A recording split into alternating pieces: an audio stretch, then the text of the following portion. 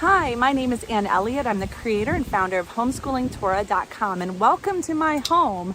I hope you'll grab a cool drink, pull up a chair, definitely get your Bible. This is session 2 of the 2022 Homeschool Family Conference, and today we're going to talk about why we study and learn. Oh my goodness, it's windy out today.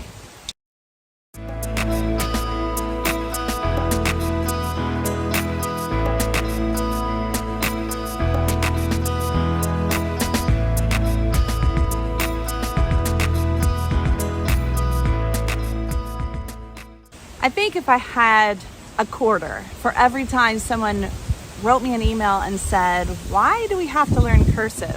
Why do we have to study Western civilization? Why do we have to do diagramming in grammar? Why do we have to study these topics? Why can't we just get to the fun stuff? And I thought I would do a whole video on it because actually the reasons behind why we do some of the things we do at Homeschooling Torah really undergird everything we do. It's the whole philosophy behind who we are and why we study certain things. So in our earlier session, we talked about all the home in homeschooling and how to have a peaceful home. And in this session, we're going to talk about the schooling in homeschooling and why we even learn the things we do. So I have a couple things I want to talk about. First of all, let's talk about why we learn language and why do we learn to read with phonics instead of other methods? Why do we do cursive? Why do we learn grammar? Why do we learn science? And why do we learn history? Those are the basic ones I'm going to talk about, and you're going to find out they're all for the exact same reason. So we're going to start with phonics. And I'm going to take you inside to my living room and we're going to stand in front of my whiteboard. This is exactly how I do it for my own kids. And I'm going to show you a couple things and then maybe we'll come back out here.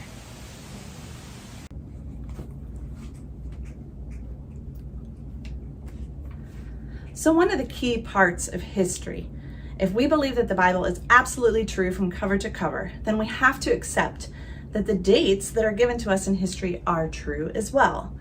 And don't worry, I'll get back to our point we were talking about. Let's say that God created the world approximately 6,000 years ago. The Adam and Eve were the first people created, and they actually made them and everything else in 6 literal 24-hour days. How do we know that's true, first of all? Well, there's a written record. This written record, a lot of people say it was an oral tradition. It was just passed down from Adam to Cain and Abel and Seth, and then down through all of the people, all the way down to Noah.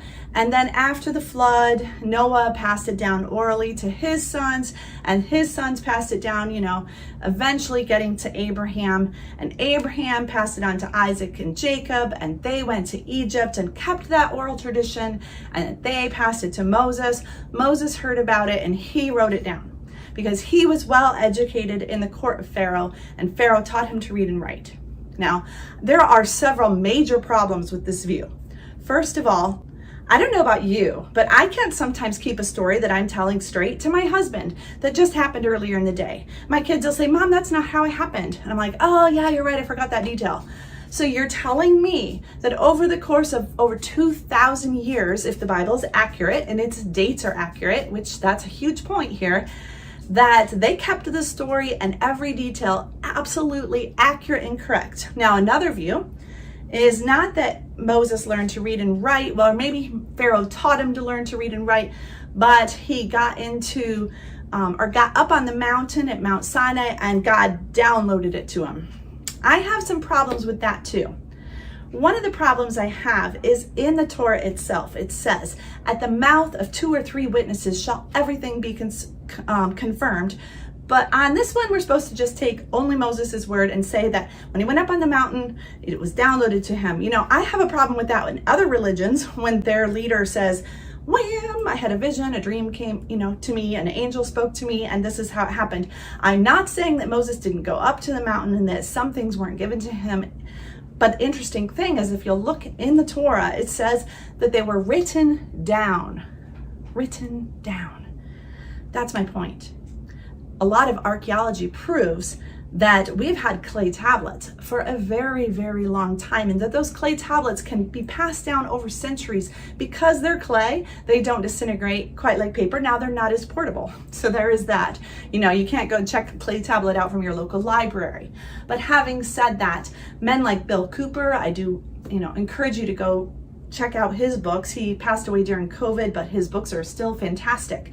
And he writes in a book called The Authenticity of the Book of Genesis about those clay tablets. I think it's chapter 3 or 4.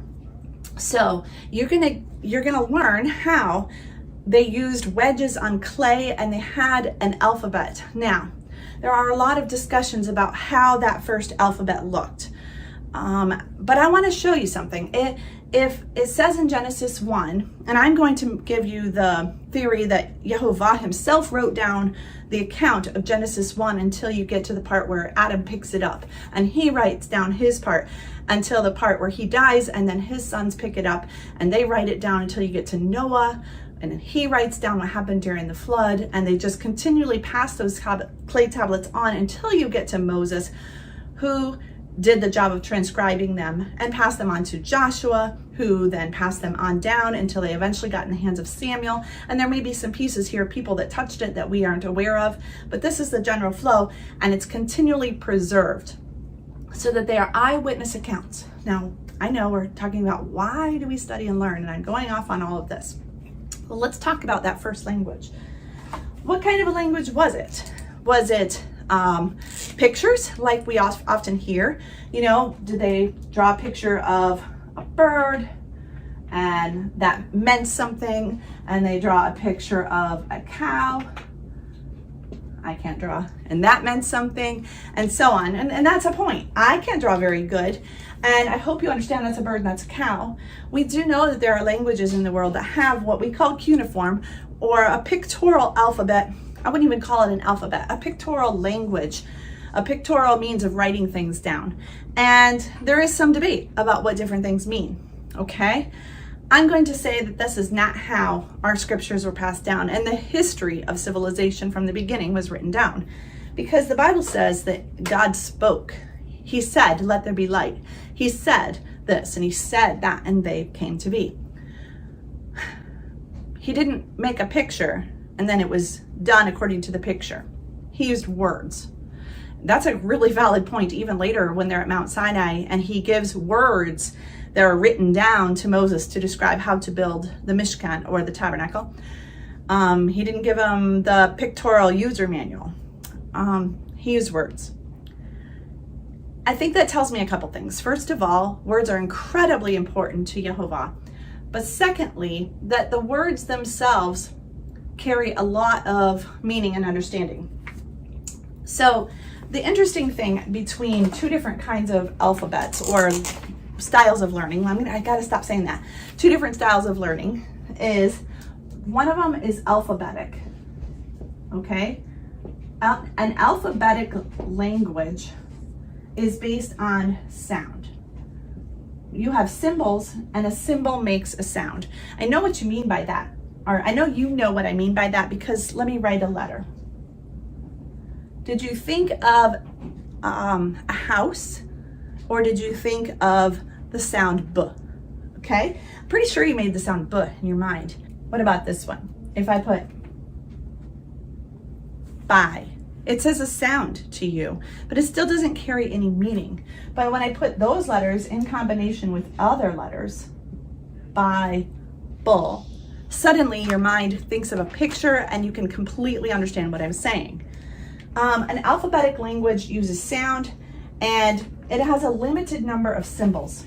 And in the English alphabet, we have 26 letters. It depends on what other language, and we're going to talk about how to learn languages, in a couple days. But in our alphabet, we have 26 limited characters, and those characters make the sounds, and it's a limited number of sounds. Actually, our 26 letters make, in the English language, 40 sounds. 40 sounds. Some of them are combined together. For instance, this one, ing, running, sitting, hopping. So you can combine them, but there are about, depending on who you talk to, about 40 sounds in the English language. So that's what an alphabetic language is. Now, let me compare that to a pictographic style of writing, such as cuneiform. I'm going to say cuneiform right here, because I think we'll know what we're talking about. You know, Egyptian cuneiform. There are some cultures around the world, such as there's a culture down in Missouri near St. Louis that in ancient times, ancient meaning, you know, within the last 1,000 years, but ancient to us, they had a cuneiform type of writing. They did not have an alphabetic writing. There are many other people groups that do this, and sometimes in modern times we've gone in and we've translated their pictorial language to an alphabetic language, and I'll tell you why in a second. But in a pictorial language, yeah, it's pictographs. And you can see what that means, pictograph. Picto meaning picture, and graph meaning writing. So you have, everything has to have its own word. So therefore, it has many, many symbols. And you could say like Chinese is a sort of this kind of language, not entirely. And so here's the problem.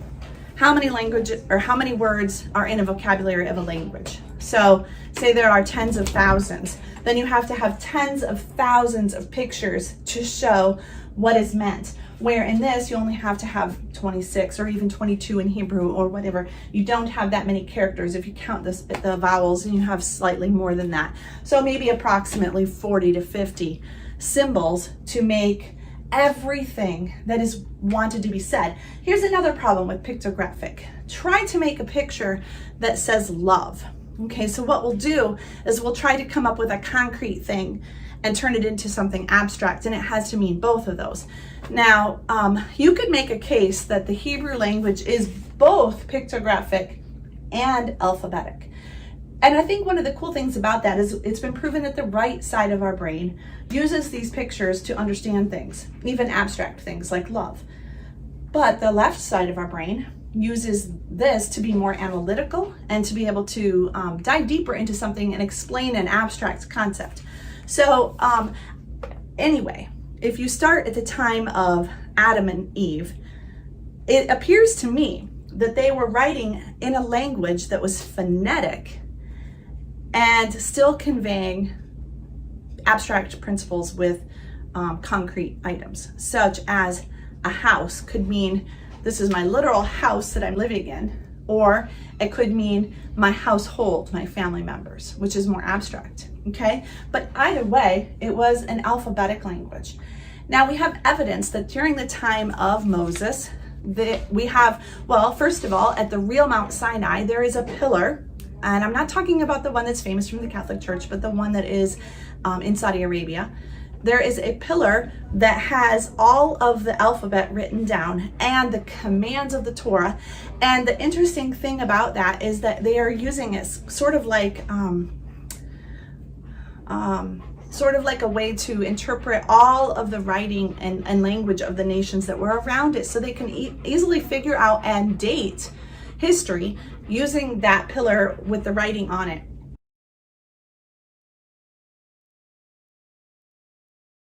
This has been translated by Dr. Miles Jones. He has his PhD from the University of Texas. He's from Dallas right now. He's a linguist specialist. He has translated these and other inscriptions around the mountain. Other inscriptions around the mountain have biblical names. Yeah. Names that actually come from the Bible. This is called the Moses Stone. We have some photos of this and a roll-in on this. This particular stone here, you can see on the face of it, on the cheeks of this person, this man obviously with the beard.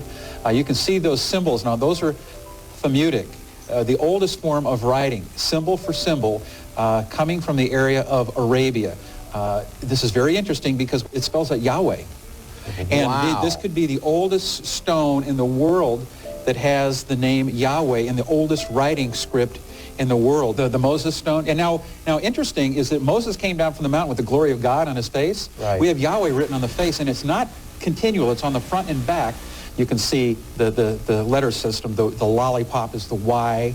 Yeah. The pitchfork is the H sounding, and then you see the W on the right side of the screen, which is on the left cheek of the man, and then the H, and we think this could be Moses, or intended to be this is probably the first photo of Moses. Here we have on the rocks over in Saudi Arabia, this is right at the base of Mount Sinai, we have menorahs. You can see the menorah there. Carved in the rock. Carved in the rock. No, this is the oldest symbols of the alphabet, we think. We think actually the alphabet is originating at this location, but we're finding symbols over there. For instance, this has been translated by Dr. Jones as Died Amalek. These are biblical names. This is around Jabal Laws in Mount Sinai. This was found by Jim and Penny Caldwell from Mississippi. You can see Died Hagar. Biblical names. Wow. We have, this particular one's been translated to be Died Amia, daughter of Hagar. So they can find out what the Canaanites were doing, what the Egyptians were doing, what the Phoenicians were doing. And so it gives us a very definite point in time where language was clearly written down. And the interesting thing about that pillar is it is not pictographic, but it is alphabetic, where there is a sound and every character corresponds to a sound. Now, what's cool about that? Well, the Canaanite language and the Hebrews, or the Canaanite people and the Israeli people, were not speaking the same language. We know that the Bible says that at the Tower of Babel, that the Father dispersed people across the nations, 70 nations plus his own Hebrew people. So there were 71 at least people groups, and at least that many languages exploding through time to be hundreds and hundreds and hundreds of languages and dialects. But the interesting thing is, even though the people in the Middle East at the time of the Exodus were not all speaking the same language, they were all using the same alphabet. So they were using the same alphabet to portray the sounds that their language spoke. And so they could then translate from one language to another very easily. And that is so fascinating, because here's why. Scholar P.K. Hitty says the alphabet is the greatest invention ever made by man. And Robert Logan, who wrote the book The Alphabet Effect, says, of all mankind's inventions, with the possible exception of language itself, nothing has proven more useful or led to more inventions than the alphabet. Now, I have to ask you, if you've read your Bible, did man invent the alphabet? Did man invent language? See, that's what I think a lot of people are trying to say. Look how wonderful man is. Look how great we've evolved so far. There was this point, you used to be hunters and gatherers and grunt at each other, and now, wow, someday they invented language. First it was pictures, and then it was an alphabet. But the biblical record says quite the opposite. That in the beginning, God created the heavens and the earth, and that he spoke with his words, and that those words were in the sounds of an alphabet. And those words coming out carried meaning, and that meaning was passed to the first man and his wife, who passed it down to all. And that, yes, we have some of the first earliest records of writing from Moses and the people of Israel. God's people himself were the most literate people, and he probably chose Moses because of that. But in the courts of Egypt, he would have learned this. And why is that not as good? Because they had to have so many symbols and so many words to be able to teach and convey abstract concepts, where the Hebrew language could be phonetic and could then therefore dive deep in. So it's not having to use an oral tradition with pictures, but as the alphabet developed, okay, from the Hebrew language is what scholars are, and I should show you a book real quick before I go further. This is called Sons of Zion versus Sons of Greece, and he has actually an entire other book that I haven't had a chance to read yet, but the author is Dr. Miles Jones, and I do recommend you get it. But this is fascinating stuff, and all the archaeological record that they're able to show us. But as they developed an alphabet, so let me try to think of an abstract term. Let's use the word philosophy. I challenge you, come up with some cuneiform that explains how to pronounce the word philosophy and carries the meaning of that word. That's going to be really difficult, but I can easily write it with phonetics, and I understand what it means. Let's try another word, the word abstract itself. How do you explain that with pictures? How do you explain the word peace? How do you explain the word, how do you explain zero with a picture? That's a perfect example of an abstract concept. Alphabets can be adapted to any language.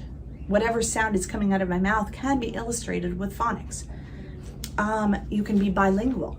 So you can learn the sounds of one people group and the sounds of another, and you can translate between the two. And with that, you can carry cultural ideas from one people group to another. So it becomes like in a global economy of language and ideas. Inventions aren't stuck in one area, but can travel the world because of the alphabet. So you can also use an alphabet as a numbering system. That's exactly what it was for the Hebrew people. Aleph is 1, Bet is 2, and so on. And if you look at the Greek alphabet and the Roman times, it's famous in our curriculum. We have the kids learn Roman numerals. All of these use their language as both a number and a letter. So what does that mean? Well, it gives you a framework for calculating things. And how do you build a building without calculations? How do we build the pyramids? How did they do Stonehenge? How did they do amazing castles without the technology that we have today? Well, that is because they had a language with good mathematics. It wasn't because aliens came down and somehow made it. It wasn't because the Nephilim were greater. No, God made man in his own image. In the image of God created he him.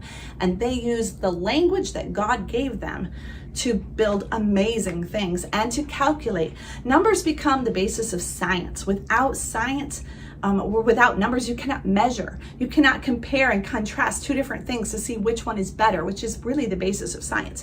So you have to have numbers to have science, and you cannot have numbers without a phonetic alphabet, okay? Also, mathematical thought. How do you teach your children how to do math beyond, the 10 fingers that they count with? How do they understand how to do pi or algebraic equations? We use numbers. How do you explain to them what something is? Whoops, I just got my numbering system wrong. So as we write down numbers, we know that means 1,234,567, and that becomes an actual concrete thing written down with something that came from a phonetic alphabet, and absolutely not from cuneiform. How about the logic of ideas? We have to be able to explain abstract concepts like an ideal society, or how to govern ourselves, or how to govern others in a dictatorship, how to exchange currency and barter. And I want to submit to you that those things are very ancient and did not originate with man and a grunting, as from cave, as they were going down and grunt, ho, ho, ho, I want that many pieces of corn, ho, ho, ho, I want that fur to warm my house.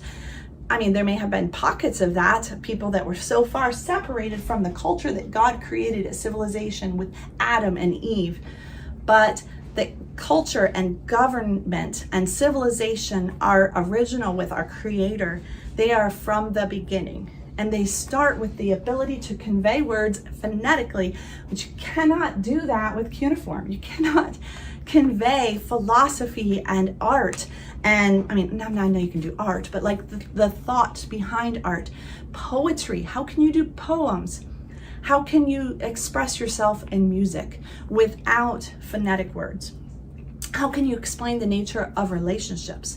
Man and his wife, love, hate, war. How can those things be expressed with cuneiform?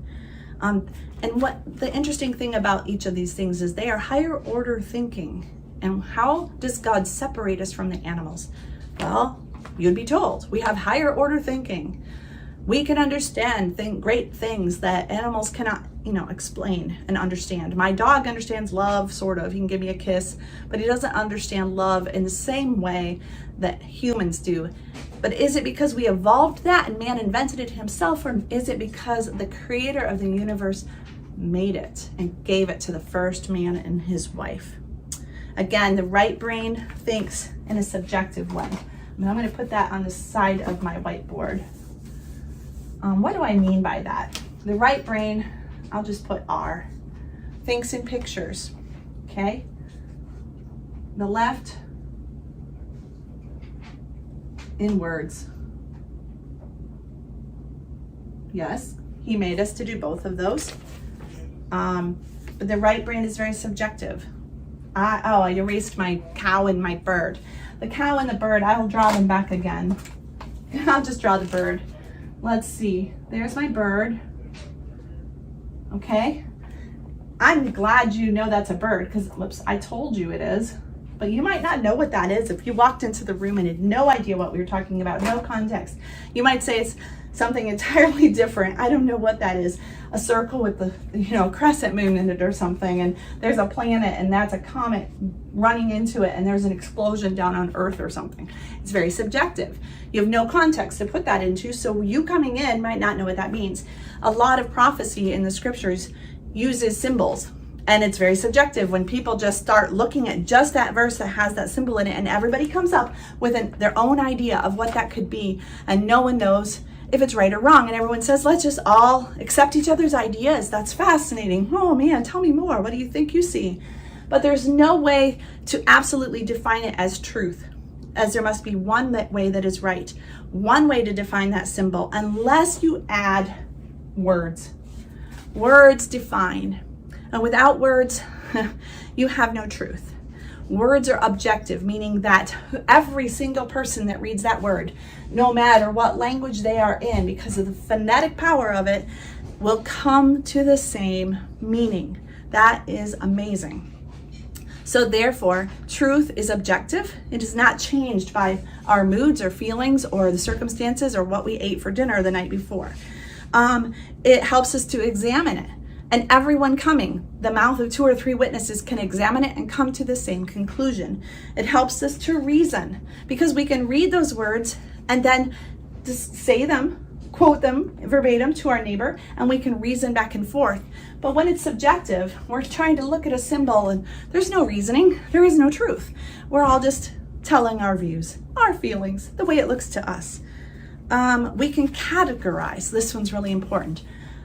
We can take and put things in alphabetical order. We can put them in number order, or we can do what Yehovah gave Adam the first job of doing, and that was he brought all the animals to him, and he looked at each animal and gave them a name. And I'm telling you, what he was doing was giving a scientific classification. That what we do today comes from that long history of human beings just name things. Behind me on my couch, I have a number of pillows. And when my daughter was younger, she named all the pillows in our house. And we have a lot of pillows. My husband likes to change them out, depending on the season. And she liked, especially when she was younger, to name them all. I had another daughter that had all kinds of little stuffed animals, and she named them all. It's like as soon as we're born, we have what I wouldn't want to call it an instinct, but a God-given ability and desire to name and classify. You cannot do this with pictures. I mean, to a point, if you try to take a grocery list, which is just a classification of what you need, generally speaking, we group the things that are in the dairy aisle in one section and the things that are in the canned goods over here and the produce over here and the meat over here. And we put them all on our grocery list and we classify. I mean, sometimes I scribble a list and it's all over the store, but I hate myself when I do that because I get there and I'm just running from one end of the store to the other. And I'm like, oh, why didn't I put these in some sort of order? But the very fact that we can put things in order is given to us by our Creator and is a outcropping of words. We have to write it down in words. I mean, really, I don't draw a little milk jug and a little loaf of bread and a little thing of carrots on my grocery list. I use words. It's so much more efficient. And lastly, because of being able to categorize, because of being able to examine and think logically and analyze and reason, this gives rise to science. And science gives rise to invention. And invention gives rise to an easier life. No, these things are not the result of mankind because man is so smart. These things are the result of a creator giving them to us. Science is not man's job. Science must always agree with the creator, and when it does not, it ceases to be science because it becomes subjective. And instead of conforming to rules and set ways that it must be, because everyone can observe, if I come to observe something in science and then 10 years from now my son comes to observe the same thing, we should come to the same conclusion, which is why to say that the world evolved is not even science because no one was there to observe it. Having said that, if someone wrote down what happened in the first week of the world and gave it to the first man, who then wrote down what happened the first couple days as he named the animals and so on, who then told about the first sin and so on. We have an objective, written down record by eyewitnesses who were there. Now it's so much more scientific, and so that also gives us a valid history. So these are all reasons why we need to be able to write. And here's the thing. I'm going to erase all of this. I wrote it all down in what? Words. You read it. You saw it. And it gave meaning. Yes, I was talking, but you read it. What do the Greeks call? And by the way, the Greek language descends from the Hebrew language. And the Hebrew language, in fact, is the father of every language on earth. And especially if we consider their alphabet, the first one, Aleph, eventually coming down through time, through many, many changes and movings and migrations, and that's why we need to know history, is the same as our letter A. But anyway, I digress. What happens, the Greeks said, when you cannot understand graphs, or when they meant graphs, they meant writing down. They called it grammata,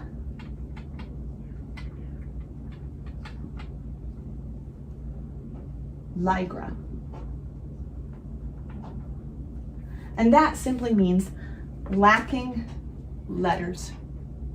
Lacking letters. Someone who is lacking letters, not pictographs, but alphabetic letters, is someone who is illiterate, uneducated. They cannot think. That's how the Greek thought of them. And it's absolutely true. If someone is not able to read their Bible, they are lacking the ability to obey the Torah and to have his blessing on their life. They're lacking letters. They cannot. Now, yes, they can hear it read to them from someone else who doesn't lack letters, but they're going to be very limited in how far they can go. So that is one of the huge, huge reasons why reading is the absolute most important thing you can teach your children. And in my opinion, the first thing that you should teach your children, beyond obedience and paying attention, but all of those skills, those character qualities, are there for the purpose of helping you not lack letters. You need to be able to read his word and also to be able to write it, because that's part of having letters. Let's talk a little bit about the alphabet. Alphabet, the interesting thing about it is it's in alphabetical order. So with alphabetical order, and I'm going to put them here, in our language, we are writing, I'm not going to go ahead and we're just going to do that many. We are writing from left to right, and we classify everything in our country that way. If I were to put Israel, the land of God's people, Zion, where he places his name forever, in the center of the earth, which it is, everything to the west, including all of the English-speaking nations, we write facing that way. On the other side of the world, including Hebrew, we write this way: Aleph, Beit, Gimel, Dalet, and so on. And we write this way, facing towards Zion. Everybody does. Now, granted, there have been some migrations and there's some, but especially if you look earlier in history, we classify these things in the order that the letters appear. And then we start to arrange everything in our lives that way. So every week when I get ready for Sabbath and we worship together, I play piano and I have a notebook and I have all of the songs. And Bless Yehovah, all my soul, is ahead of Give us clean hands, because that's bless and give us is G. And later on in the alphabet, I might have oh, praise him. Okay, so we put everything in alphabetical order. You turn on your computer, and in order for a computer to think, in order for it to process, everything is in numerical and alphabetical order. Just standard, because that's the way Yehovah made our brains to function. So we have to teach our children that. Now, another thing, the alphabet teaches us logic. Logic is usually considered deductive and inductive reasoning. And whoops, I'll just put that there. So reading is deductive. We take, we take specific words and we form general principles. So let me try to see if I can explain that. I think earlier I used the word Bible, and we take those letters, and we from that take a whole host of topics, okay, that come out of the word Bible. So those individual letters, very specific, tiny things, go out to become this huge field of information. So as your child is learning to read in first grade and second grade and third grade, they are taking those little tiny bits of information, and suddenly the eyes light up and they understand, oh, I know about that. I was talking to a little boy recently, and he was reading a word out, and he sounded it out, and he stopped everything, and he wasn't going to even finish the sentence because he wanted to tell me all about a video he'd watched on YouTube that was full of science, and something that we had just read in that little sentence, those couple letters, alphabetic letters, phonetically put together, reminded him of an entire world of scientific information, and he was really excited about that. Now, that's deductive reasoning, but writing does inductive. So writing, we have to take all the general things that we know in life, and we have to compile them down and put them into small little details, letters and words and sentences and paragraphs, and sometimes a couple pages, sometimes a book. But either way, it's the entire world of information, huge, and put down into, and the alphabet gives us the ability to use logic in that way, to take and be able to understand, take tiny things and make big things out of them, like little tiny ideas, like understanding numbers, 0, 1, 2, 3, and so on.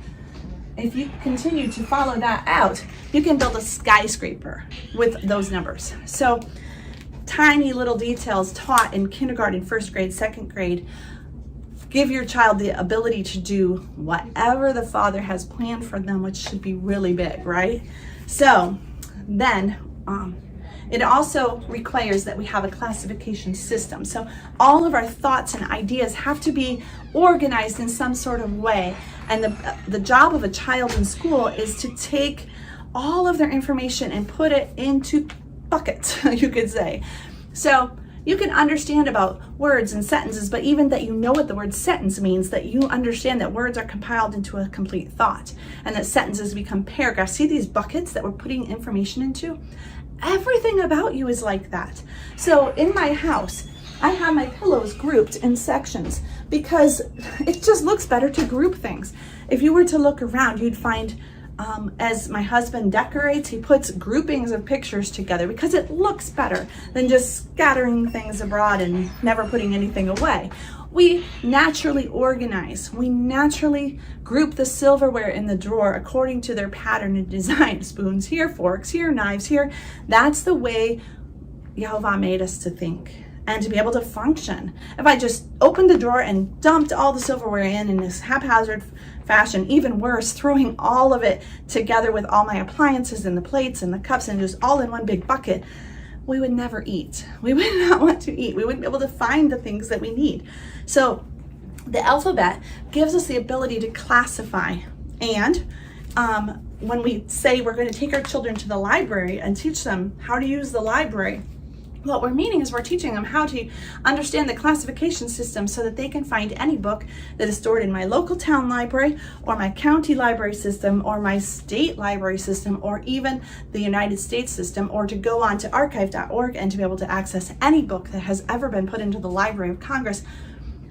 All of these systems help us access information. So a child that can read and a child that can understand the alphabet has the ability to access information worldwide in a way that we never even have been before.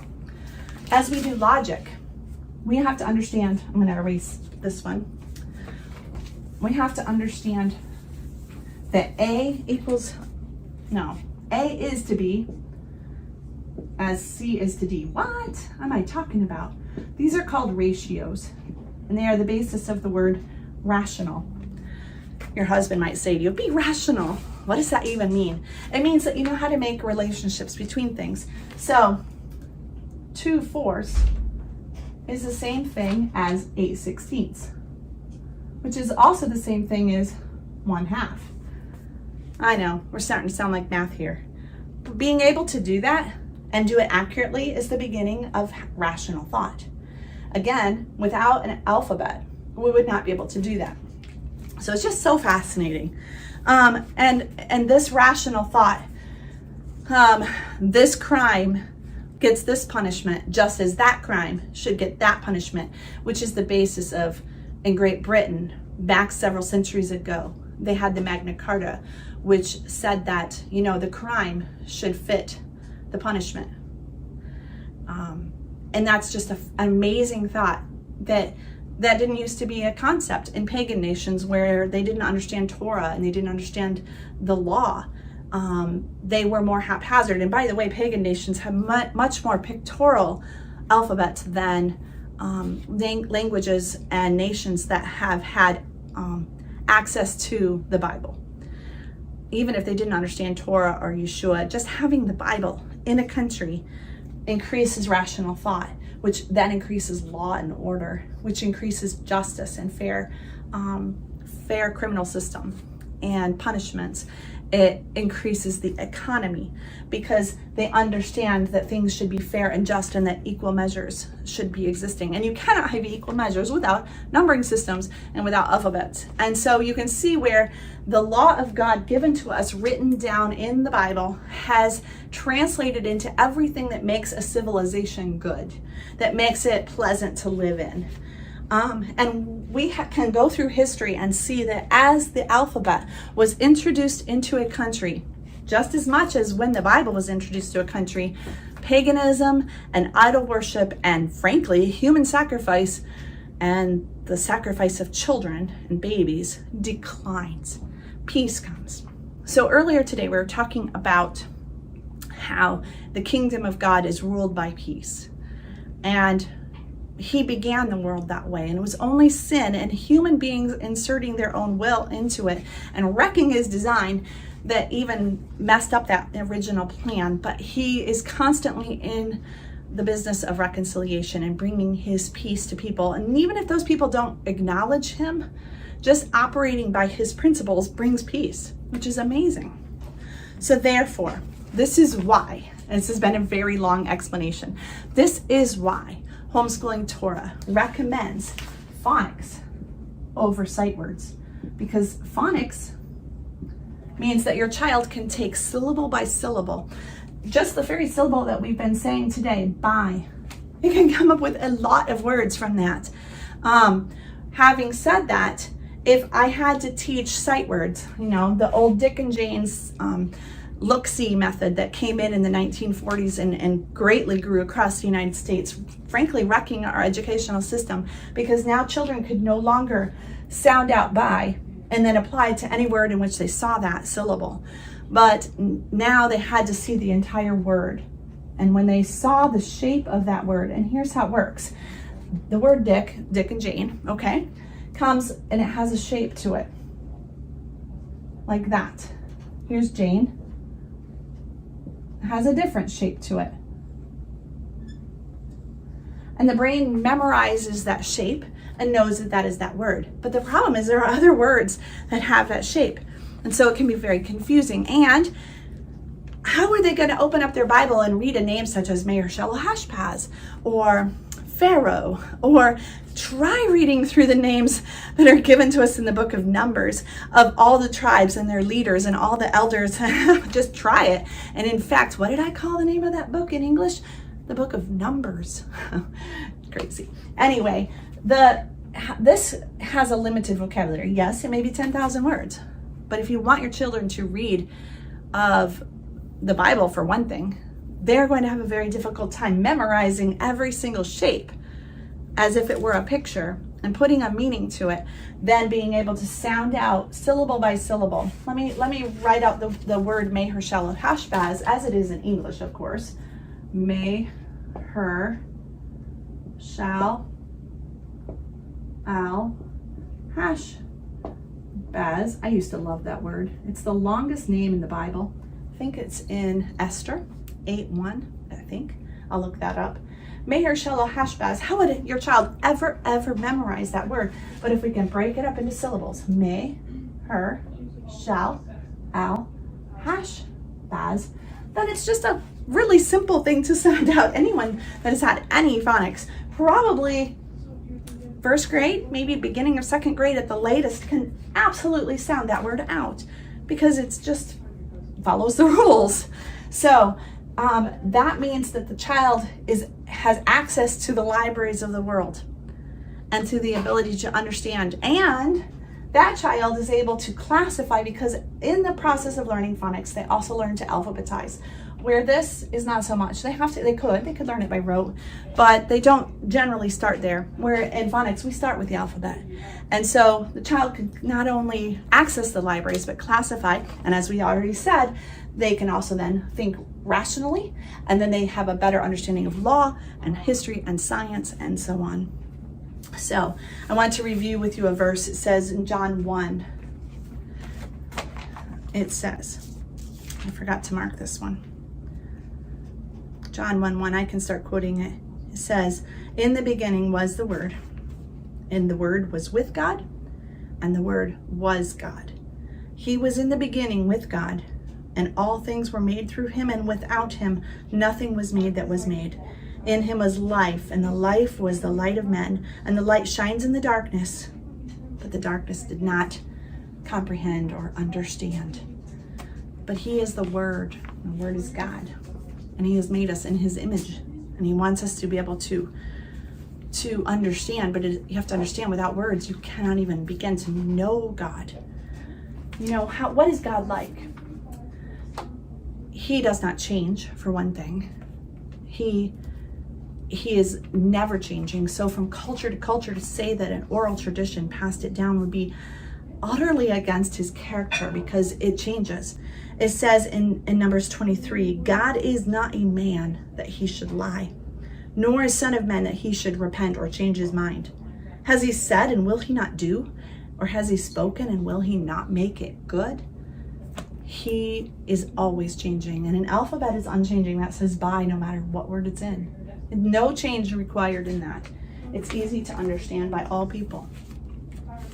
So now let's talk about why we have to learn cursive, because that's another question that I get a lot, and it's related to this one. So I thought I would explain that one, even though that was really long. Let me explain cursive. So, should children be taught to write? Does unschooling work for cursive? Could you just leave your child with paper and pen, and would they be able to figure out cursive handwriting, or any handwriting for that matter? Can it be learned without any human being instructing? I think that's a fairly obvious answer. This is one area that you really have to have someone teach you. You cannot just learn to write by exploring the world. Maybe that is what some cultures did, and that's what pictograms came from, because that's where we would naturally start. But to understand the writing of scripture and a phonetic alphabet, which what history tells us is where language really took off, no, you can't learn that through unschooling. You need a teacher. So, could technology, this is another question I get, could technology replace the need for writing? You know, a lot of people in our world, the smart ones that are coming up with AI and thinking that artificial intelligence and so on can take over and even integrate into the human being, they are completely removing God from that structure. But here's an interesting thought. You know, they don't even have AI without language, and language came from God himself. But no, technology could not replace the need for writing. And here is why. It has been proven that the ability for me to write something helps me learn it. My printer broke before this video, and I was going to print out the little script I say at the beginning. And my printer wasn't working. We tried restarting, and the day is getting on, so I'm like, you know what, that's fine. So instead, I just wrote it out. Hi, my name is Ann Elliott, creator and founder of HomeschoolingTorah.com. Welcome to my home. And I wrote down all of those things. And, you know, my daughter said to me, Mom, you always tell us when you write things down, you'll remember them better. And that's one of the reasons we have the children copying the scriptures, because you just learn it so much better. So technology, according to studies by science and psychology both, typing and writing, you know, in texting into a phone does not work the same way. And I think that's because it accesses a different part of our brain. It doesn't access the same language centers. So we don't have the same memories being built from those nerves. Now, A lot of people say cursive is not needed, it's not taught anymore. It was never needed. Well, in 1931, the New York City public schools taught cursive first from first grade. They didn't have a kindergarten necessarily back then. It wasn't required anyway. And they taught cursive first. And the children in that school that were taught cursive first, all of them were also able to print and also able later to become secretaries. I have a friend that was born in the 30s and is completely able to run a website and a computer and technology. But you take a small child right now in 2022 and you give them technology first and you never introduce them to writing, and do you think they will be as smart as those children from 1931 in the New York City public schools that were taught cursive first? In the 1940s, as I said a few minutes ago, the look-say, Dick and Jane sight word method became very popular. And they found what they would do is, because they were doing look-say, let me do a different word. Let me do the word food, okay? It makes a shape. And you have to do it the same way every time, or it will take a different shape. Let me try to write that in cursive. Makes a totally different shape, doesn't it? A child might not recognize that those two are saying the same word. So in order to teach a shape-based pictorial sight word method, they had to turn all of the handwriting into the same font as what was being used in the reader. And I don't do that in Homeschooling Torah. We actually have a lot of different fonts that we use because we don't want kids to be using the font, the pictorial method, to recognize the letters. We want them to actually recognize them for sounds. That this says f, and that says oo, and that says duh. And so we put them together and blend it, and it says food. We don't want them to read that just by glancing at it, it says food, okay? So, having said that, at that time in the New York City public schools, when they changed to the sight reading method with pictorial alphabets instead, or I shouldn't even say alphabets, pictorial words, they switched the handwriting, and so they gave them what we call ball and stick, where this is a ball, oh no, that's the stick. This is the ball, a circle, and that's a stick. And I'm excited because I'm on video right now, but I'm having a really hard time making that circle. I can't get a perfect one to save my life. It's very difficult. When they found that in order to do it, kids had to go back to that cuneiform kind of thing, and you see handwriting that's like this. I actually have a daughter that I didn't do a very good job of stopping her habits. We're going to talk about that in a second. And she wrote like this, and I couldn't, because I was teaching her ball and stick. I did a lot of things wrong with my kids. And so when she did that, she was able to control her pen better for all of the shapes that she was making. Where in cursive, this is so fascinating. Cursive, you were able to tilt your paper to the side, and there are only 3 shapes that your hand has to make, and you can hold a pen really loosely. You don't have to have a lot of control like this. You can very loosely hold it, hardly hold the pencil at all. And there is a downstroke, almost looks like a circle, huh? But it's like this. And there's an upstroke, where I go this way, okay? Down and up, okay? And the only other one is an up and down, like L's, beginning of a lot of other letters. And I'm hardly having to hold my pen at all. And it's really easy to make those, even on a whiteboard, which how many teachers back in the day would have to write all of that cursive out on a blackboard? They didn't have the audiovisual techniques that we have nowadays. I wrote it on the blackboard in cursive. But it was easier to write it in cursive than it was to write it in print. So here are some, I was going to say one more thing. When they first began doing the ball and stick in first grade, by third grade, they would then later try to teach them to transition to cursive. That was exactly how it was I was in school in the 80s.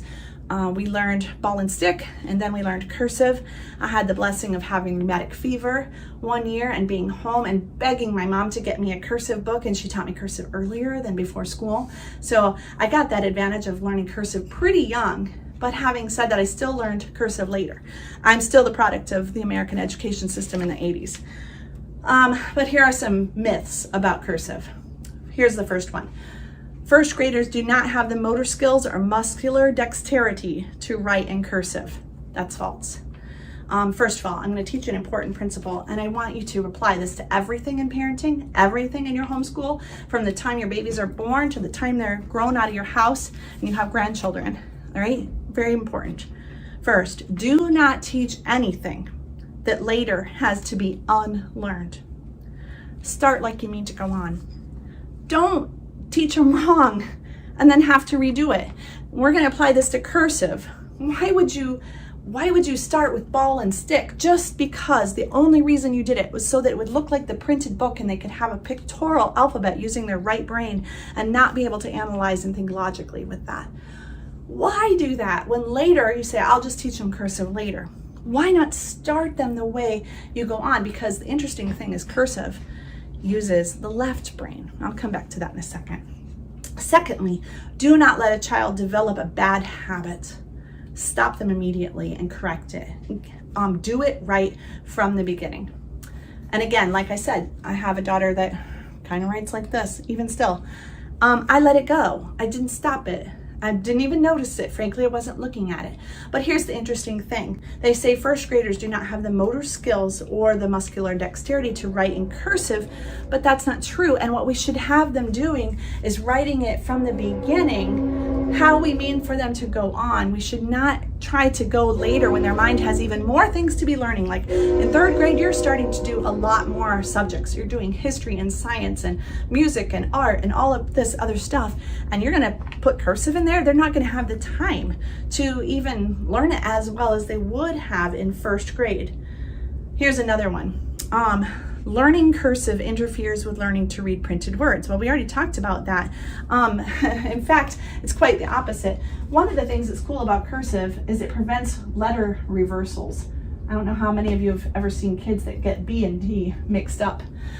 We have all kinds of little things that you can say with your kids, like you're supposed to hold your hands up and say B sees D, and they're supposed to hold them. But that's the ball and stick. Let me show you how those look in cursive. The motions are different. With B, we start with a long upward motion, and then an understroke, and then another little understroke. So remember that, up, under, okay, to make a B. For D, it's entirely different. We do an over, and an up, and an under. Over, up, under. So let's look at those. This is, I'm going to try to write them, up, under, and under. I keep wanting to switch to cursive, even writing on this board. This one is entirely different. It's over, and then back over, and then up, and then under. Do you see how your brain would entirely learn those differently? You would be no mixing up which is a B and which is a D when the motions, the neurons being stimulated are entirely different. Now, if you wait until third grade to teach that, this is what's going to happen. They're going to know that they have learned that this is a B, and then they just kind of tag it and make a B from the printed one that they learned. And then this one, they're going to hopefully have learned it right and tag it to go on. But I wish I could have a quarter again for how many students never really transitioned to cursive at all. So you're going to see a lot of less letter reversal. Other ones that are entirely different, F and T, are often confused by children, but look at the difference in cursive. Entirely different. Here's another one, G and P and Q. And yet in cursive, G, P, and Q. Entirely different motions and movements. The movement of the hand teaches the neurons of the brain. It also teaches, remember I talked about the importance of left to right, right reading. We are always reading and writing towards Zion, correct? With printed words, ball and stick, there's nothing to root me that it has to go in one direction towards Zion. There's nothing to keep me on that path. And we'll often see children going all over the place with different sizes. But in cursive, it roots us in one direction. And if you add the lines, which are very helpful, boundaries really help. But you add the lines, it keeps them moving always forward. Okay? So another one, blending becomes more obvious. So let's take the word Bible. I'm not gonna capitalize it right here just because I want to show it to you. Maybe I should think of a different word. Let me do the word conference, because we're having an online family conference, right? Let's do the word conference. If I am going to learn the word conference in print, I can't even do it without sounding it out, guys. Conference. If I had to learn that as a sight word, sorry, the word foot's in the way. I would just have to learn that as a sight word, and most everyone can do that. That's no problem. But if I learn it in phonics, then what happens is I can use the word con in front of any word. Conduct, conduit, conference. I'm drawing a blank. I didn't have that ready. And then the FER syllable, and then the ENCE syllable.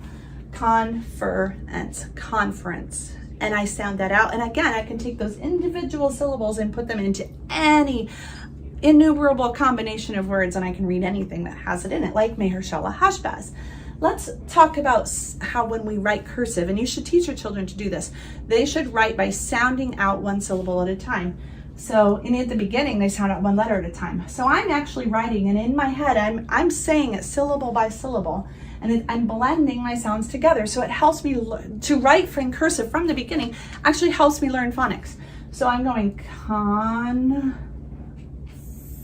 conference, okay? And it's really helpful. It also, there's a flow and a rhythm to it, which you don't get when you write on that whiteboard. Conference. It's like a bunch of jiggles and jumps, but over here, there is a rhythm to it. And I think the only way to do it is take your pen and try writing some words in different ways. And so when you start to write sentences, you get a flow and a rhythm. And in between every single word, there is a definite space where a child writing this way can put all their words together. And you're like, what does that say? His foot. Okay, that's his foot. If I had to write that in cursive, I would have to write a space between his foot. And it absolutely goes from left to right, putting all of the words individually, and it's so much more easy to read and understand. Letters become arranged to become a word, and the word represents something. And here's another thing. The spacing is not erratic. The letters are in proper sequence. So therefore, you find out your children often have better spelling. And in fact, I'm one of those children. I was a terrible speller in kindergarten and up when I was learning everything ball and stick. That year I had rheumatic fever and I was home a lot, and my mom helped me learn cursive from this book that she got me. Suddenly my spelling picked up because suddenly I saw that there were syllables, and syllables were spelled in predictable ways, and there are phonetic rules. And I'm not the best of spellers still to this day, but it did help me to spell better. Sometimes when I can't spell a word, I'll actually write it out in cursive in the air, and it will help me spell it. So it's just so fascinating. Here's another myth. Cursive is more difficult to learn, but that, like we've already said, no. Straight lines and perfect circles are the ones that are more difficult for children's muscles to do. Curves and curls are so easy. And for those who are left-handed, I want to show you that. Left-handed children writing ball and stick, and I better erase some of this. They have to kind of reach their hand around and hook their hand. I'm going to show you because my husband is left-handed. They have to kind of go like this to write, where a right-handed person can go like this. But in cursive, there's such a cool little technique. You just turn the paper this way, and they can write like that. For me, because I'm right-handed, I turn my paper this way. So my paper is turned like this when I write. There's my name, okay? And if my husband was left-handed, I can't show you because I'm not left-handed at all.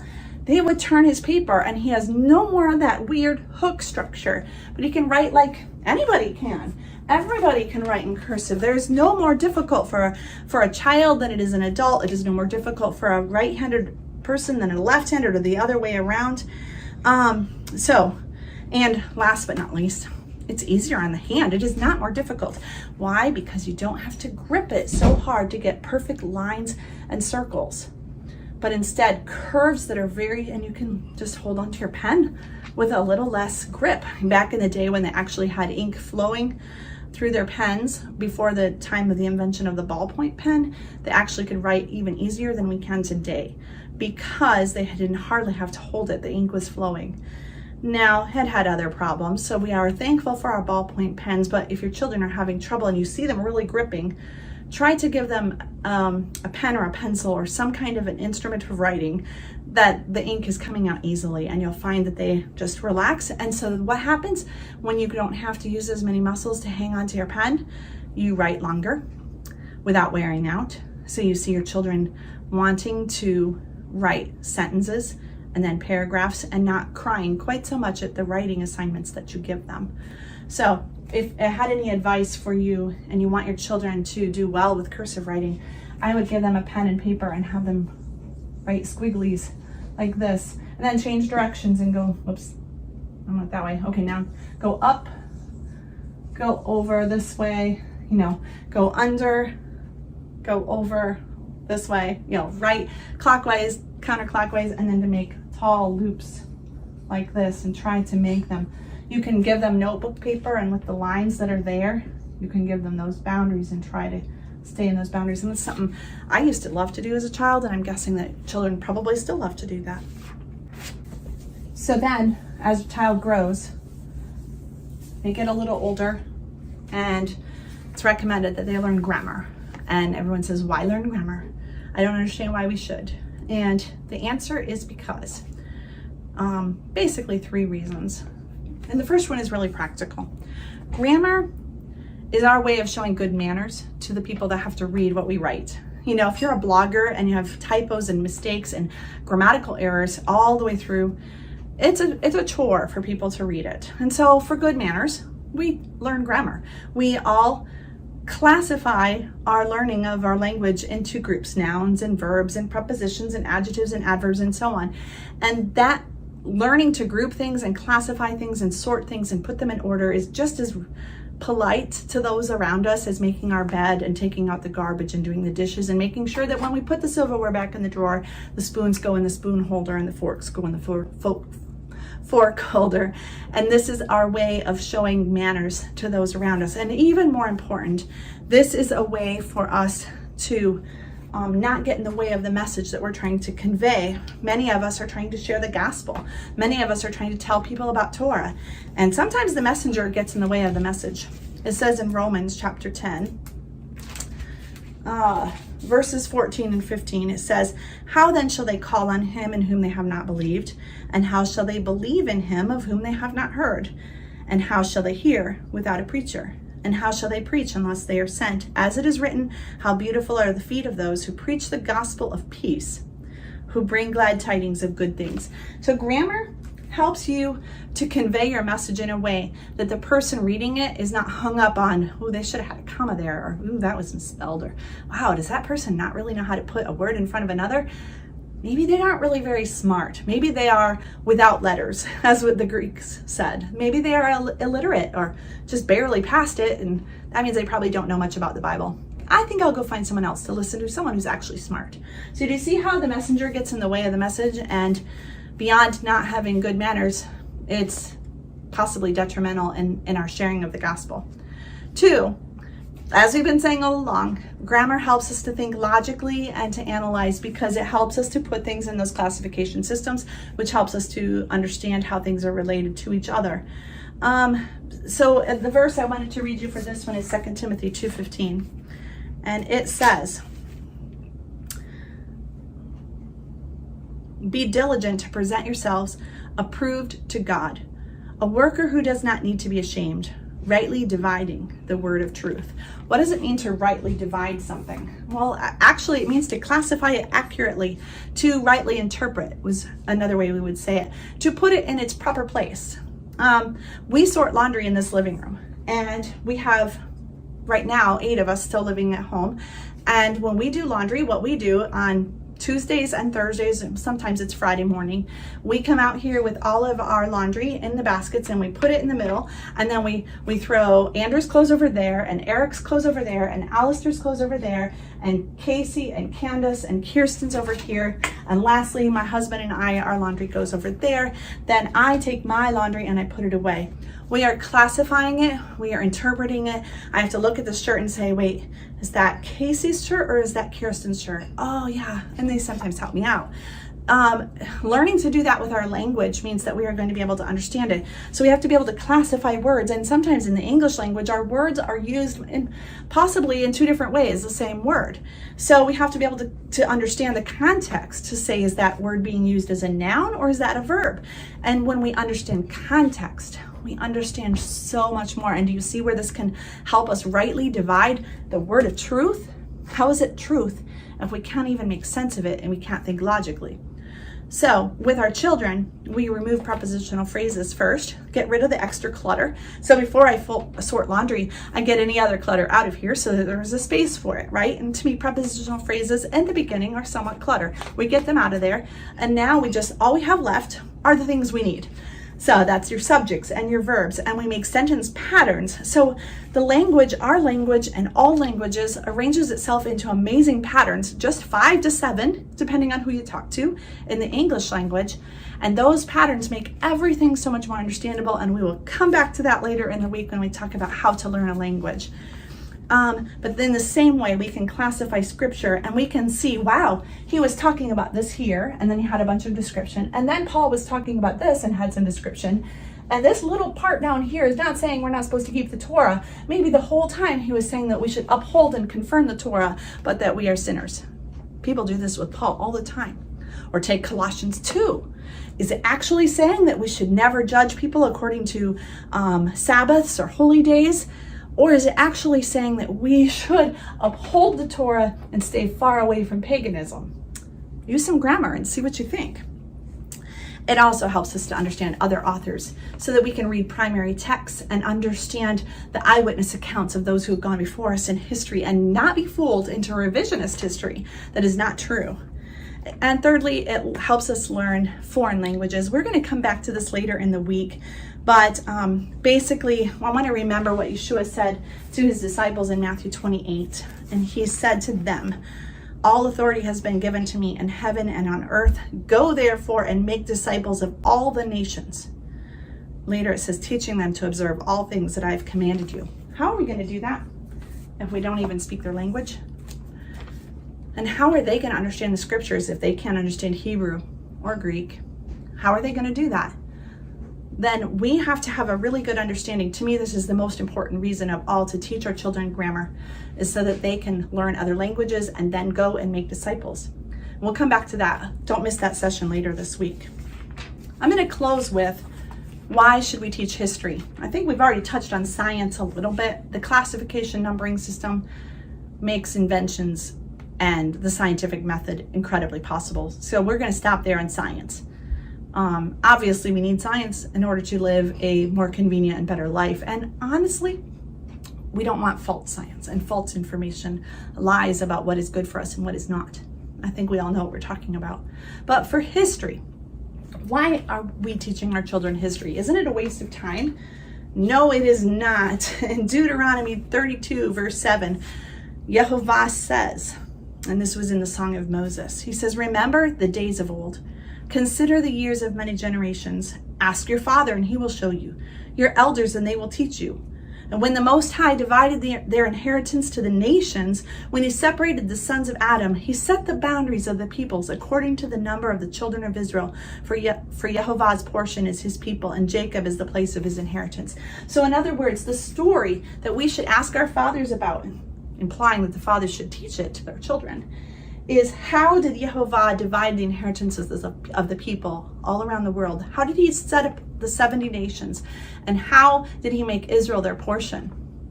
That is the story of history. That all things started as the Bible describes, as 70 nations who all interacted with Yah's people of Israel. That is the importance of history. And we are to ask our fathers, and our fathers are supposed to teach us that story. And where they let down and didn't teach that story, they didn't even tell us who Israel was, is where we don't understand history. Also, that sin has consequences. You see, when we sin, He kicks us out of his land because he doesn't want anything to mar it and to make it not perfect. And so the punishment for Adam was out you go. You're not in the garden anymore. The punishment for Israel when they sinned was out you go. You can't be in the land anymore. I'm sending you to the farthest corners of the earth because of your sin. I cannot have those idols here anymore. And when our children sin, we're like, out you go. No more privileges for you. You're out of here. You don't get that anymore. And that is the punishment that comes from sin. And history teaches us that. We must learn that obedience to God brings us closer to him, both in spiritual ways, but also physically. We can be close to him in fellowship and get blessed by him and have all those privileges of the kingdom that we were talking about earlier. Third, that those nations that bless Israel will be blessed of the 70, and those that curse Israel will be cursed. That doesn't sound very believable if you only know a very modern view of history, or revisionist view. So why are nations that bless the modern day country of Israel, the geography of Israel, regardless of how they're acting, just because they descended from Abraham, you bless them, you get blessed. Doesn't mean we approve of everything going on in the Middle East, but the scriptures are clear that those who bless them will be blessed and those who curse them will be cursed. And that has been true since God said it to Abraham. And we need to teach that to our children. And fourthly, that righteousness exalts any people. So if Great Britain does something righteous, God will exalt it. If the Cherokee people do something righteous, God exalts them. And when any nation stops worshiping and obeying God, he sends them to the principal's office. And one more little one. We need to know who we are. We need to know what our identity is. Who does God say we are? Are we part of the 70 nations? Which ones did we come from? Have we been grafted and adopted into the nation of Israel? Who are we? Where did all those tribes go in history? Where did they settle? Why do they have the likes and dislikes that they have and all of that? And we need to know our identity. And so all of that to be said, we started today by talking about the chronologies, the history of the world, that the dates that are given in history must be accurate or the Bible looks like it's a little false. But having said, if they wrote it down with words using phonetic alphabets, eyewitness accounts, which as according to Deuteronomy, that settles a matter, does it not? Have 2 or 3 witnesses, then the dates given in this book must be accurate.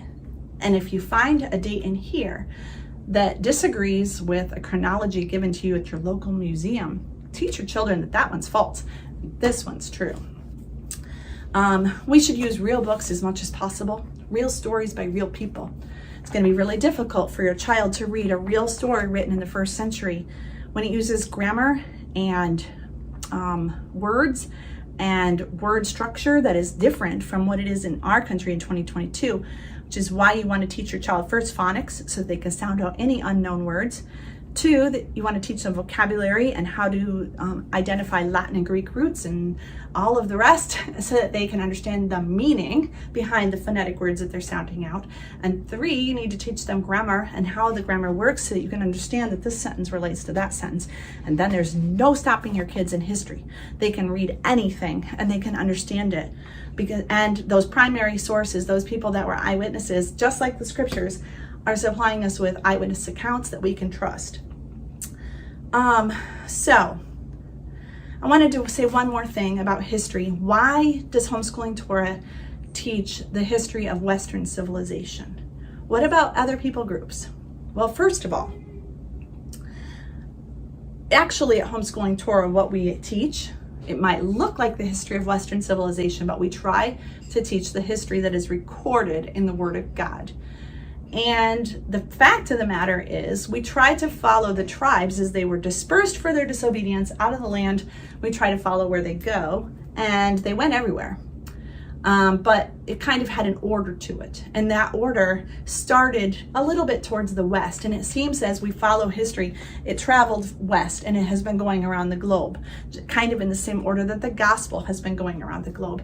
So it looks like we're studying the history of Western civilization, when in fact we're just following those tribal movements of the 12 tribes as they go. Secondly, though, are there really 2 separate histories of this world? If the Bible is true, and all 70 nations started in the Middle East, where Babel was, in Babylon, ancient Babylon, and were dispersed because of their sin, then are we actually studying something called Western civilization? Or are we studying the rise and fall of civilizations as they obey the Torah or as they disobey the Torah, but they're still those 70 nations? It may look like Western civilization again because some of those nations had more literacy. They had more alphabets. And so their history was more written down and we can follow it. Sometimes they lied about it and we want to point those times out too. But sometimes they were people that were not following Torah or Yeshua, but they were acting in righteous ways. And so God exalted them. Righteousness exalts a nation. So it's not that we are feeling that one people group is more important than another people group, but that we're trying to follow the ones that were literate, not without letters, that were being dispersed because of their sin, and we're following and tracking that history just as the Bible from cover to cover describes it, and showing how he's going to draw them back and bring them back to his land at the end of time. So that is basically a look at why we study certain things. As it comes to history, we want our kids to have knowledge of history. We want them to memorize. We want them to use their letters and their alphabetic sense to memorize, to use maps and timelines. We're going to come back to that later in this week. And we're going to compare what they learn to what the Bible says. We're going to do that rational thinking that I was talking about.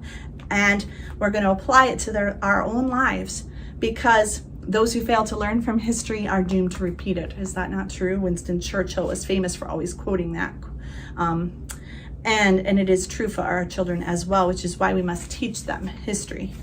So I'm going to close with a verse that I probably had in every conference we've ever had, and that is 2 Timothy 3:16 and 17.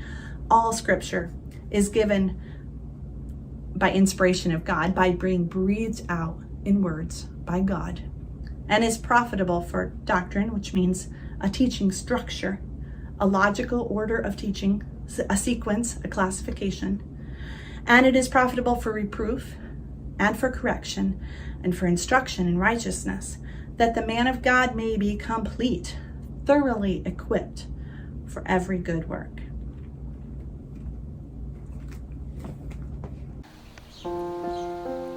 One of the most important things to me about homeschooling is that my children will have a knowledge of the scriptures. It says in 2 Peter 1:3 that his divine power has given us everything we need for life and godliness. It says in 2 Timothy 3:16 that all scripture is given by inspiration of God and is profitable for a whole list of things. And it ends with that the man of God may be perfect. That means complete, mature, thoroughly equipped for every good work. I want my kids to have that knowledge of the scriptures so that I can claim that promise is true. Our goal at Homeschooling Torah is to equip our kids and help them know their Bibles like that back of their hands, so that we can claim that in our kids' lives and we can see a generation raised up where they are thoroughly equipped for every good work. I hope you'll join us, homeschoolingtorah.com.